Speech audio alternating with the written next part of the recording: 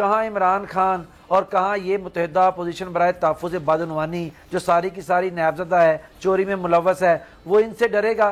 यानी कहाँ गंगू तेली और कहाँ राजा भोज। सब्सक्राइब करें और बेल दबाएं ताकि कोई खबर रह न जाए।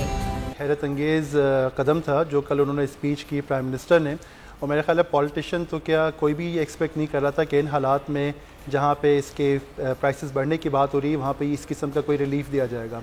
देखिए मैं समझता हूँ कि पहले साल में जब पीटीआई गवर्नमेंट आई तो जो भी हालात थे हम सबको बड़ा क्रिटिसिज्म ये था कि आगे एक रोड मैप नहीं दिया जा रहा। अगर आप स्टेट बैंक की पॉलिसीज़ के हवाले से भी आप देखें ना कि स्टेट बैंक जो मुस्तकिल बढ़ा रहा था अपने इंटरेस्ट रेट को, कि भाई रोड मैप नहीं है।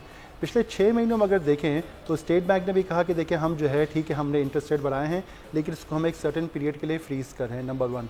दूसरी चीज़ ये है कि कल जो बात कही उन्होंने प्राइम मिनिस्टर ने कि भाई हम जो है 6 महीने के लिए इसको फ्रीज़ कर रहे हैं, इसको इंक्रीज़ को।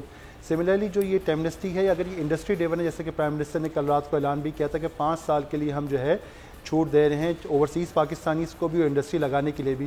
तो मैं समझता हूँ सबसे खुशाइन बात तो ये है कि एक रोड मैप है। सबसे बड़ा प्रॉब्लम था जिसका रुपये पे भी इम्पैक्ट आ रहा था, इकॉनमी पे इम्पैक्ट आ रहा था कि लोगों को रोड मैप एक मिशन लग रहा था। तो मैं इसको इस लिहाज से बहुत खुशाइन देता हूँ, कम से कम लोग देख सकते हैं कि 6 महीने और साल के अंदर जो है ये इसका इम्पैक्ट क्या आएगा और कम से कम एक कंटिन्यूएशन ऑफ पॉलिसीज़ हैं।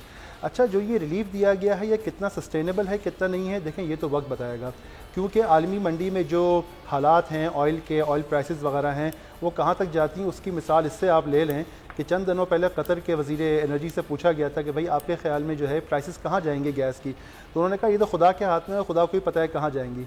तो ऐसी हालात में हम ये तो नहीं कह सकते कि 6 महीने बाद ये सस्टेनेबल होगा या नहीं होगा, लेकिन यह बात जो है एटलीस्ट 6 महीने के लिए हम कह सकते हैं कि खुशाइन दे कि एटलीस्ट हुकूमत ने कोशिश की है।